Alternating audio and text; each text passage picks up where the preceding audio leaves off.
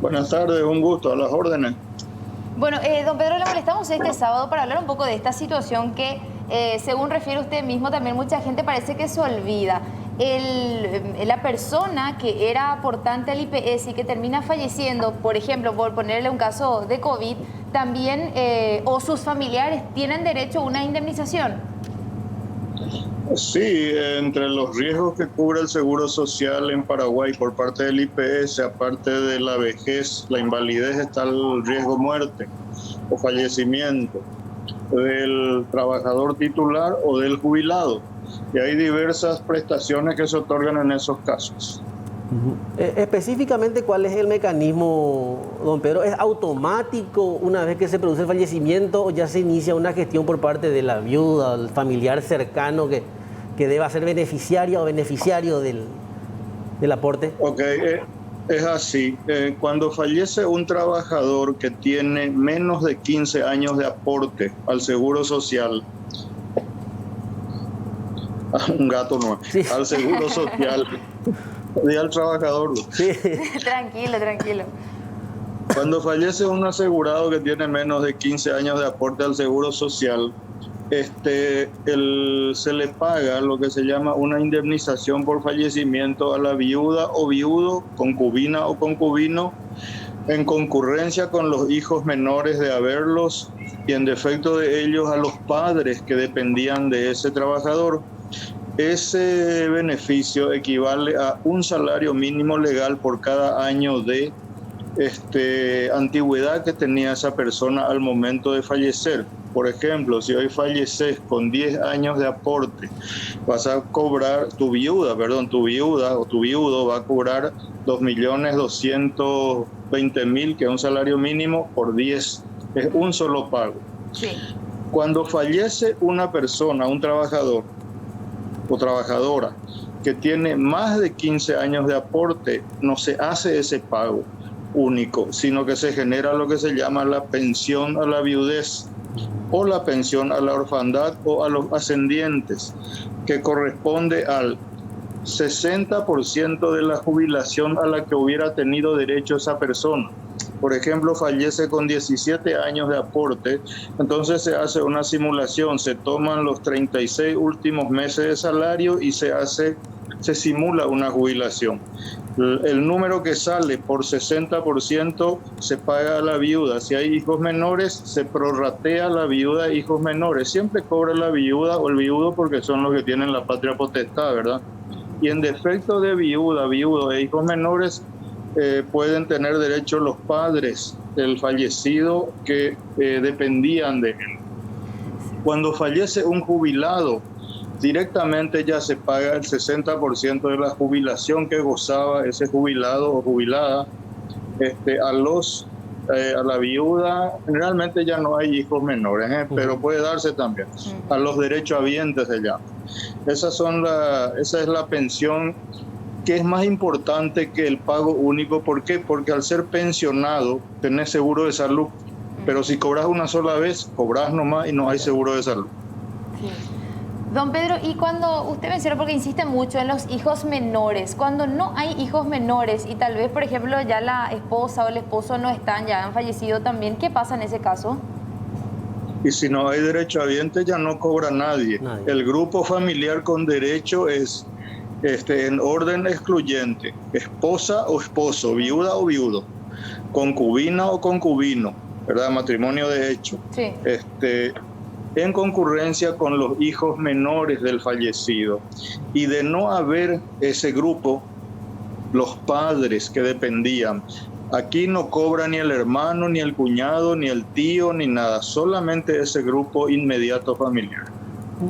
La documentación, don Pedro, en el caso tanto de la pensión como también en este caso, la otra figura que mencionaba, la indemnización. De repente, en una situación de pérdida, uno no analiza eso muy rápido, pero conforme va pasando el tiempo, tiene que saber cómo hacerlo. Bueno, la documentación es la básica en caso de fallecimiento de toda persona: el certificado de defunción del causante, ¿verdad?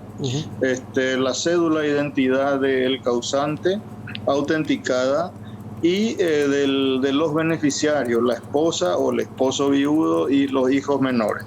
Esa boletita... No hay nada más, eso nomás, ninguna otra boletita. No, la boletita era antes para probar que era asegurado, ahora ya está registrado, ya sabemos. Ahora, don Pedro, ¿cuánta gente ya se acogió a este beneficio y cuántos ustedes estiman no estaban en conocimiento tal vez y es por eso que no acudieron rápidamente ya a hacer este trámite? Bueno, nosotros tenemos hoy unos 10.000 asegurados pensionados. Pensionado quiere decir que recibe un beneficio por muerte de alguien. El que recibe un beneficio por sí mismo se llama jubilado, jubilado por vejez. Cuando yo reúno los requisitos y me jubilo por vejez, yo cobro. Pero cuando yo me muero, genero una pensión y tenemos más o menos 10.000 pensionados por muerte de alguien que están cobrando ese 60%. Lo importante que quiero aclarar es lo siguiente. Cuando el que fallece tiene una jubilación o un haber jubilatorio simulado, en el primer caso, superior a 2 salarios mínimos, 4.400.000, los reglamentos del IPS piden que se presente la sentencia declaratoria de herederos. Eso lleva un tiempo. Cuando el haber jubilatorio del que fallece es menor a 2 salarios mínimos, solamente el certificado de defunción y la cédula, como te mencioné. Eso por razones de seguridad, porque se suelen dar pensiones de mucho valor, más de 2, 3, 4, 10 salarios mínimos, en cuyo caso se requiere tener mucha certeza de a quién se le está pagando y se requiere la sentencia declaratoria de herederos de un tribunal. ¿Por qué esa certeza? Porque cuando pagamos una pensión de mucho valor, nos suele ocurrir, y hasta es un poco risible el tema, que viene la concubina con la que vivía el señor y le pagamos. Y había sido que él hace 10 años no se divorció de la primera y después viene la titular, digamos, con su certificado de matrimonio. Y se nos arma un lío. Entonces, por lo menos necesitamos tener la sentencia declaratoria cuando hablamos de mucho valor. Y don Pedro, y refiriéndonos precisamente a las personas fallecidas por COVID, ¿verdad? Insisto con mi pregunta, pero ya enfocada en gente que muere por COVID. ¿Cuántos se acogieron al beneficio y cuántos de por ahí todavía no iniciaron el trámite, tal vez por desconocimiento? O sea, una estimación al menos. Mira, te doy grandes números. Nosotros tenemos hoy por COVID positivo 3.500 solicitudes de subsidios de reposo por COVID positivo. Esos son trabajadores titulares activos que cayeron con COVID.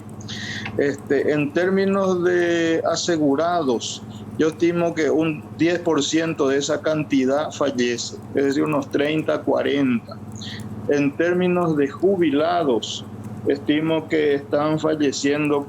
Por supuesto, los adultos mayores son más lábiles a esta enfermedad, ¿verdad?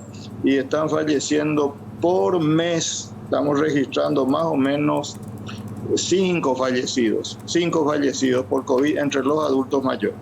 Esas son las tasas que así a grosso modo puedo decirte. Don Pedro, cambiando un poco de tema, pero siempre en este tren de cosas. Ayer la ministra del Trabajo indicaba que recibieron 15.000 nuevas solicitudes de suspensiones laborales entre marzo y abril. Ya estamos en el mes de mayo y creo que se abre otro abanico de posibilidades y por sobre todo de solicitudes. Sí, efectivamente. En el proceso del pago de la compensación económica por suspensión de contrato, así se llama, los muchachos le llaman subsidio por desempleo. El que inicia el proceso es el empleador, que dice voy a suspenderle a mi plantel por un mes, 15 días, 30 días, 2 meses. Y remite al Ministerio de Trabajo la comunicación de suspensión. El Ministerio tiene una plataforma electrónica donde se puede cargar esa información. El Ministerio recibe ese patrón, la comunicación de ese patrón y la nómina de empleados con las fechas de inicio y fin de la suspensión.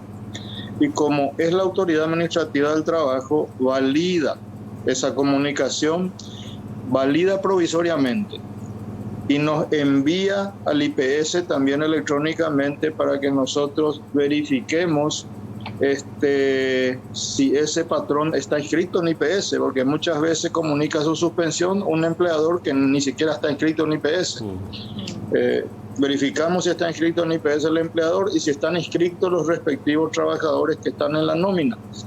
Si así se confirma, entonces liquidamos el beneficio a favor de esas personas a razón de 1.096.419 guaraníes por cada 30 días de suspensión, que se pagan mensualmente como un subsidio sustitutivo del salario de esa persona. No es un complemento del salario, es sustitutivo del salario. Porque si esa persona sigue trabajando, y bueno, en ese caso no está suspendido, no configura derecho. Claro. Esa es la situación. ¿Cómo pagamos? Y pagamos a los que cobran sus salarios en efectivo a través de la tesorería de la empresa, del contador, del girador, etcétera. Les acreditamos en BNF Ventanilla y les llega una comunicación del IPS al celular informándole de la acreditación. A los que ya cobramos en tarjeta de débito, de la gran mayoría, digamos, se les acredita en la respectiva cuenta de ahorro ligada a su tarjeta de débito y la comunicación le llega de su banco. Esas son las formas de pagar.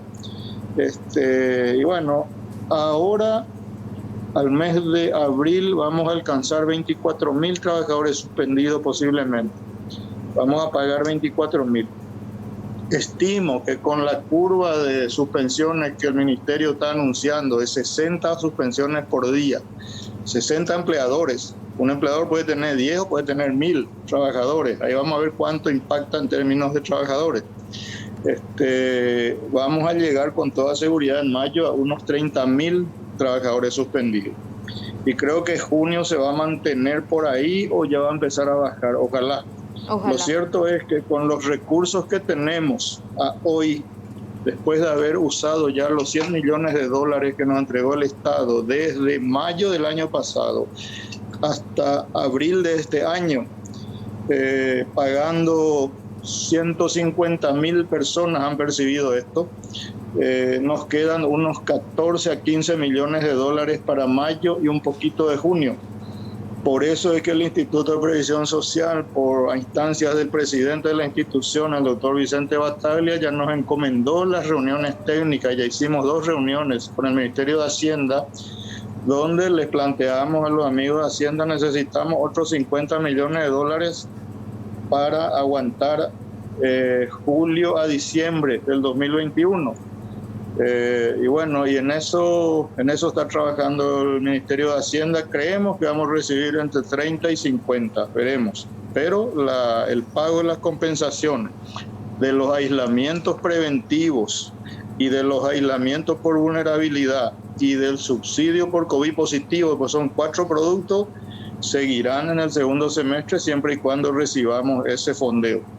Ojalá que así sea, don Pedro, ojalá que sea con celeridad también, porque hay mucha gente que lamentablemente nadie quiere estar suspendido, entonces poder acogerse a ese beneficio, a ese derecho es realmente una ayuda, ¿verdad? No salva la situación de por sí, pero por lo menos permite allí que haya un poquitito de ingreso a la familia. Muchas gracias, don Pedro, muy amable.